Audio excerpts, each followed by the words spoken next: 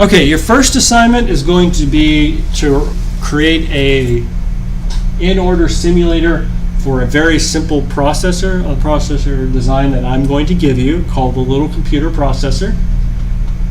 It's for your programming projects, aka this one and your out-of-order execution, and probably for your cache design as well. I think if the best way to learn how in-order works and how out-of-order works is to write a simulator yourself. That's going to be the best way to figure it out. So I'm going to give you the design of how I did it, of how I designed this chip. I tried to make it as very simplistic and easy as possible. But if you think you've found a simpler way of doing it that still meets all the requirements, I am open to it. So this is what's going on. So you have different types of instructions. Might look like this down here, but first off, every instruction is 32 bits long. For the sake of argument, bits 24 through 22 are your opcode in an R-type instruction. So there's different types. For an R-type instruction, like add and NAND, 24 to 22 is your opcode. 21 to 19 is your register. So that's 1, 2, 3 bits for your register. So you're going to have 8 registers. Register B, bits 18 through 16. This is all ignored. Your destination register is at the very end. And so if you see an instruction like this, you need to execute this down here. Okay? I-type, similar to R-type, your opcode, your register, and your 2 registers in the same location, but your offset is going to be the next 16 bits of your instruction. So if it's a load word, this is what's going to do. Memory from register A plus offset goes into register B. Save word, same thing in reverse. And then branch if equal, again, PC equals PC plus 1 plus the offset build. Only if register A and B are equal to each other. Otherwise, you keep executing. This seems somewhat familiar, Bart? I know it's familiar for you. This part's actually, yeah. This part is so good right now. How you doing, Bart? Yeah, I mean, this is just Good. I'm getting into the assembly, right? Yeah, this is assembly. I mean, I'm not with the registers there, 3-bit registers. Is that just you're going to have 8 registers, all 32 bits. O instructions. You just have an opcode. You don't use anything else. The no op does nothing, which you think is not useful, but it's going to turn out to be very useful. And then the halt instruction. In general, CPUs don't have halt instructions, but for your simulation, you want to have a halt instruction to tell so the machine knows when to stop. Any questions on those? This should be fairly good review. So you might have assembly that looks like this. Load register 1 with 5, because the offset 0. Load register 2 with -1. Let's see, this uses numeric addressing. Notice this guy uses symbolic because 5 is actually down here and filled with the value 5. 3 is using numeric because it's going to jump to 1, 2, hold on. Oh, register 1, which is located right here. Let me see what this is doing. And then it goes up 3. Oh, because it goes 0, 1, 2, 3, 4, 5, and then 1, 2, 3. Because 5 is in register 1, so it's 5 plus 3, which comes down to -1 right here in this situation, because register 1 currently has the value 5. Add 1, decrement register 1, because you're adding 5 plus -1, put it back in. Branch if 0 is equal to register 1. By the way, register 0 is always 0, for the sake of argument. Branch if equal, go to 2, aka jump to this no op.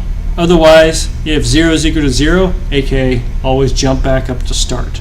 So it's just taking 5 and slowly decrementing it until it's done. Then it goes down to the no op, and then it's halt because it's gone. All right, simple program.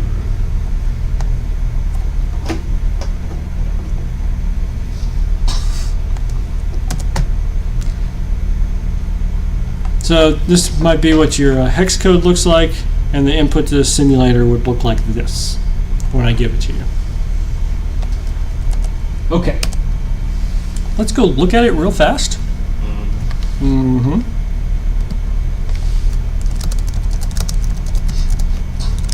Now, by the way, I understand that I have not gone through all the material for this, but I do find it very important that you get this started because it's going to take a while for you to create. First off, let me go over the PDF, which is going to talk about ignore this. That is not what we're doing. It's too late. I already read it. Wow. I don't know how that happened.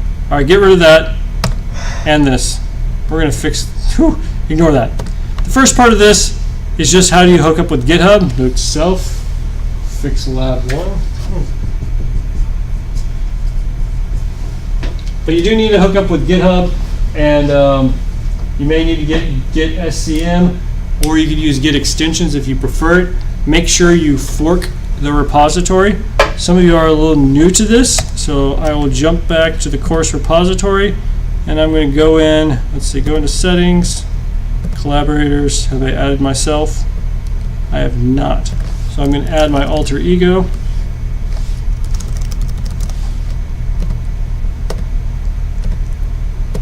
I've worked it first. So then I'm going to log in as my alter ego.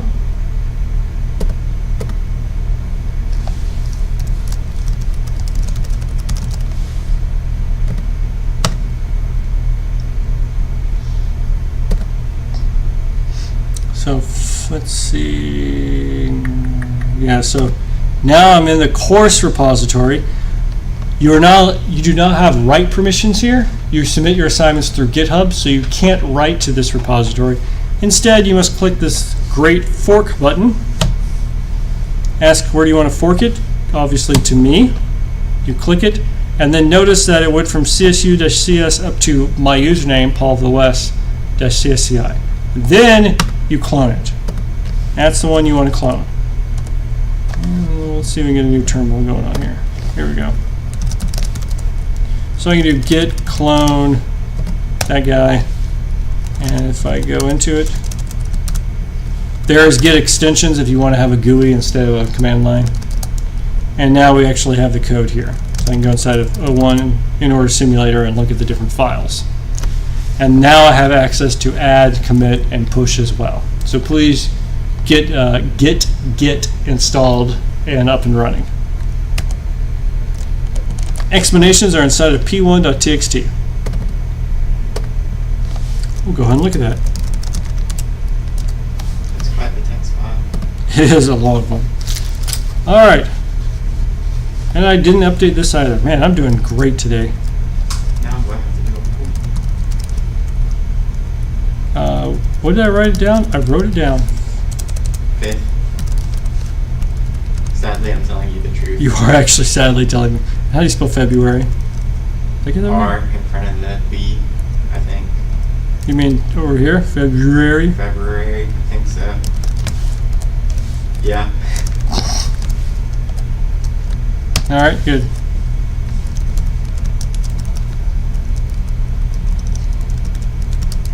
A few 4 years ago. What do you mean? There we go. Much better.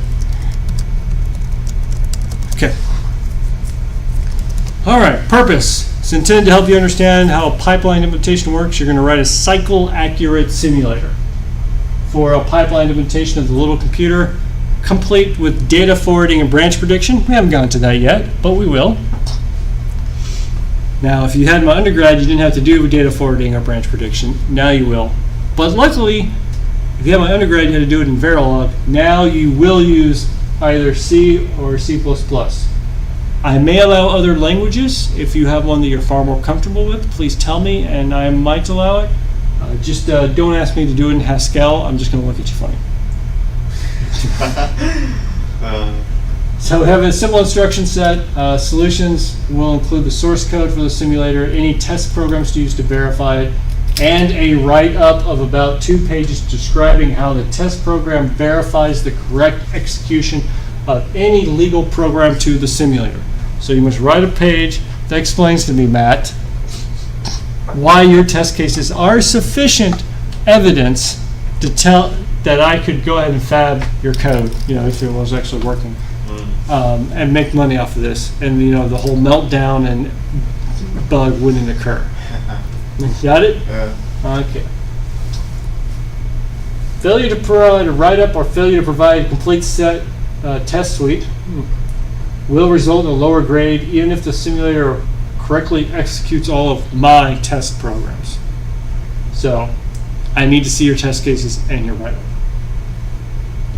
So here's LC. It's very simple, but it's actually general enough to solve any problem. It is an 8-register 32-bit computer. So you have 8 registers. Each registers are 32 bits. All addresses are 32 bits. All addresses are word accesses, so you don't access it via bytes. The LC has 65,536 words of memory. Words of memory, not bytes, words. By assembly language convention, register 0 will always contain the value 0. Always. So you really have 7 registers to play with. Don't change register 0. If I write an instruction that writes to register 0 is still 0. There are 4 instruction formats. Bits 31 through 25 are unused for all instructions and should always be 0. So R-type, I-type, and O-type, I've written them out again. You can look at the details here, but we went through that with the slides, so I think we're good. Machine instructions. Oh, is this too small for you? I might be able to. I can see it. You gotta throw. Let's see if 14's good. Just go for 12. How's that? Oh, yeah, that's much bigger. Yeah. All right, so if the opcodes are 000, that's an add. Add register A with the contents of B and store in the destination register. R-type instruction. NAND, the contents of A and B, store the results in dest reg. Okay. Load register B from memory. Memory address is formed by adding the offset field with the contents of register A. And you're loading a word. So it's always a word. Store register B into memory, the value of register B, of course. Memory is address conformed by adding the offset with the constants of register A. Branch if equal. If the register contents of A and B are the same, then branch to the address PC plus 1 plus offset field, where PC is the address of the branch if equal instruction. Multiply. Multiply register A with contents of register B, store the results in dest reg. Kind of like add, but now you have multiply. Halt. Increment the PC, as with all instructions, then halt the machine. Let the simulator know that the machine has halted. And of course, exit your program. Finish printing everything out and exit. Nuke the entire system. Nuke it. No op, do nothing. Alright? Except increment the PC, of course. Otherwise, that'd be an infinite loop, and that wouldn't be good. Okay. You will be provided an assembler that translates the LC assembly code into machine code. You're welcome. Thank you. The format for a line of assembly code is the following. White means a series of tabs and or spaces. So you have a label, possibly, white space, instruction, white space field 0, white space field 1, white space field 2, white space, any comments you may want at the end. The left is the label. Valid labels contain a maximum of 6 characters and can consist of letters and numbers, but must start with a label. It is optional. The white space following the label field is required. Labels make it much easier to write assembly language programs, since otherwise you have to modify all fields each time you add a line to your assembly language program, and it shifts things around. Please go ahead and feel free to use labels. After the optional labels of white space, then the instruction, which is of course the opcode, and then white space that delineates the fields. Of course, R-type requires 3 fields, I-type requires 3 fields as well, O-type requires no fields. Symbolic addresses refer to labels, like we said beforehand. You need to put a comment afterwards if you feel like it. Let's see. Okay. The only similar directive is .fill. which you saw earlier, .fill32 puts the value of 32 where the instruction would be normally stored. That is how you're going to store integers inside your program. You put .fill, you saw it earlier with 5 and -1, and then you load from that memory address. Notice that your machine is always loading from one piece of memory. They're not separate memories for instructions and data. Let's see, the assembler will make 2 passes over the language. First, it calculates the address for the labels, and then it finally fills everything in. So this up here will correspond to this guy down here. Yeah, make sure you understand how I got translated. Okay. I'm going to go ahead and stop here. I think you have a good portion to begin with for this program. We'll continue section 5 later. Inside the 01 in-order simulator, I have the p1.txt, which explains everything. I also have a.c, which is the assembler. It is written in C, so you can go ahead and compile it in C and give it an input, and it'll go ahead and spit it back out. Are there any questions? I know I haven't gone through it all. I just want to make sure you have time to get started, because this, as you can probably tell, it's not a small, lab. You're probably not going to get it done in a weekend. You might, but probably not. If you stay up the whole 48 hours. If you stay up the whole 48-hour marathon, maybe. The whole 72 hours of Martin Luther. Yeah. You might, maybe. That's not a challenge. Again, that's not a challenge. Please just get started now. All right. Yeah. Let's see. Simulator up. Okay, that is all I'm going to go over for today. That was pretty good. That was a lot.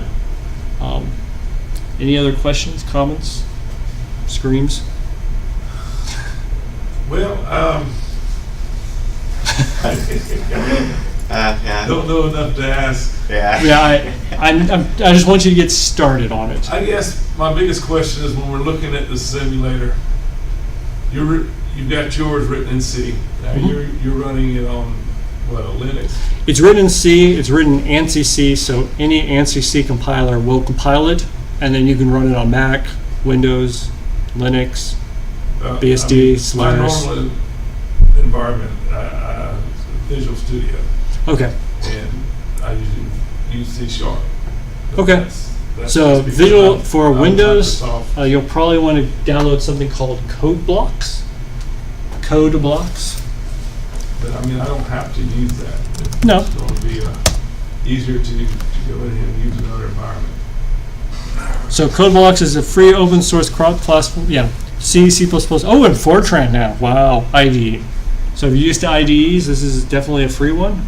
It does a lot for you, and it will compile that a.c file for you, and then you can go and run it as well. Now you're going to have to run it from the command line. There's not much I can do. I never put a GUI on top of it. That's just silly. Yeah, I mean, that's no big deal. GUIs are for the weak. They are for the weak.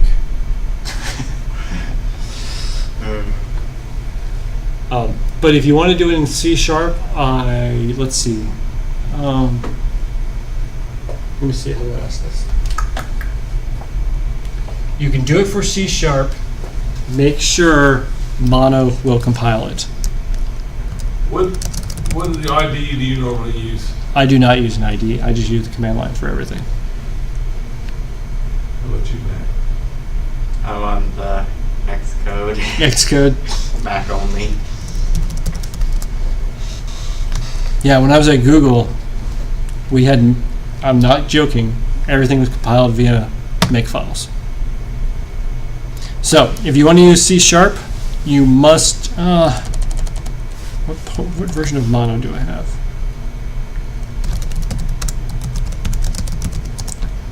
Oh, that was,